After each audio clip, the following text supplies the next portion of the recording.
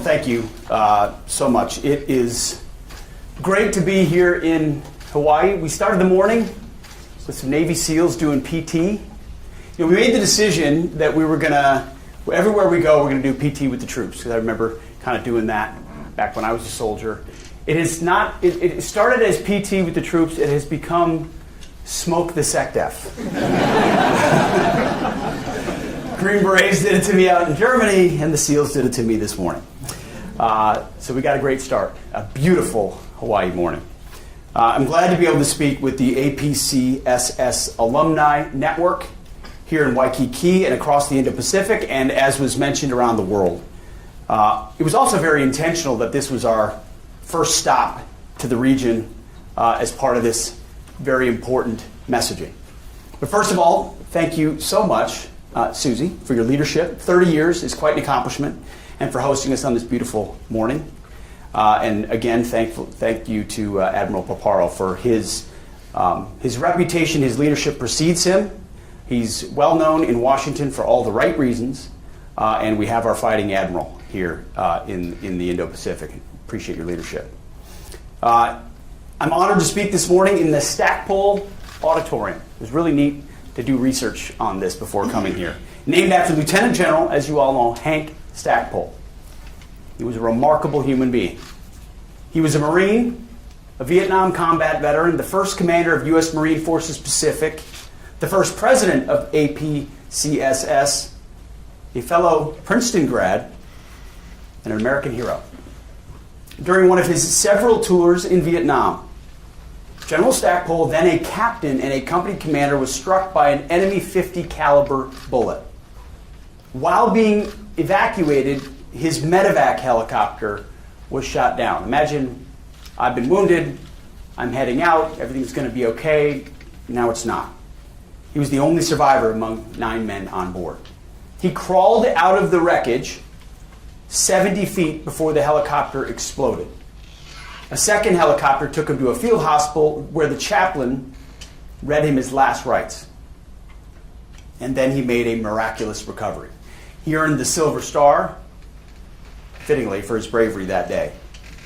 General Stackpole retired in 1994 after nearly 40 years on active duty, but then he continued serving his country, as so many do. In 1998, he became the first president of this organization, and he helped build this institution into the intellectual powerhouse that it is today. Even just seeing the photos in the hallway on the way in that you showed, the reach of what this institution does is critically important.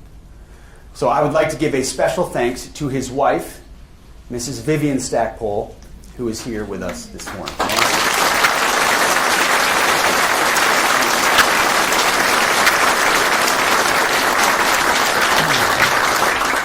Thank you to you and your husband for your decades of serving together, particularly here in the Indo-Pacific. As every military family knows, no warrior serves alone.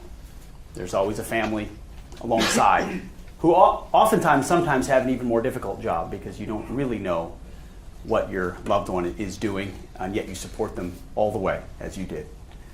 And thank you to the audience around the world for the opportunity to speak with you about how the Department of Defense views this region. This is my first time addressing military and civilian leaders in the Indo-Pacific as the Secretary of Defense. Many of you graduated from our premier forum for studying the Indo-Pacific and for building ties among national security leaders who are engaged in this region. Our relationships and our teamwork form the foundation of achieving peace through strength. President Donald Trump has made it clear that we will achieve peace through strength through an America First approach.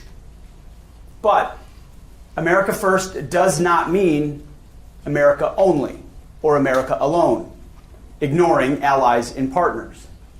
It means that our military-to-military relationships must make sense for the United States and for our friends. Where there are imbalances, we will fix them, we will find them, and we're going to fix those imbalances. We will right-size the obligations and responsibilities needed for modern deterrence and defense, which is a large part of the conversation the Admiral and my team had yesterday. In some cases, it will require even greater attention to the partnerships that matter the most. And our alliances and partnerships in the Indo-Pacific matter a great deal to the United States. They matter because the Indo-Pacific is the region of consequence. I've tried to demonstrate that with calls to Australia, Japan, South Korea, the Philippines, India, Thailand, Singapore, and many others in my first days as Secretary of Defense. I specifically, and our team directed, those are the folks we want to call first to send the signals of where our focus will be, to establish peace through strength. And with this first trip to the Indo-Pacific, and there will be many more, I'm making stops in the Philippines and Japan after a stopover in Guam as well. But to reiterate, I'm here today because the President has given me, and the American people gave him the mandate to achieve peace through strength. And we're going to do that in three ways, as the Admiral mentioned. Restoring the warrior ethos, rebuilding our military, and reestablishing deterrence. By restoring the warrior ethos, U.S. forces assigned to the Indo-Pacific will be the best trained and best equipped in the world. We've seen great signals in the Pentagon as well, with recruiting numbers at historic levels across the forces, as America's young men and women are responding to the leadership of President Trump and want to serve in record numbers in uniform. And we know our opponents are taking notice.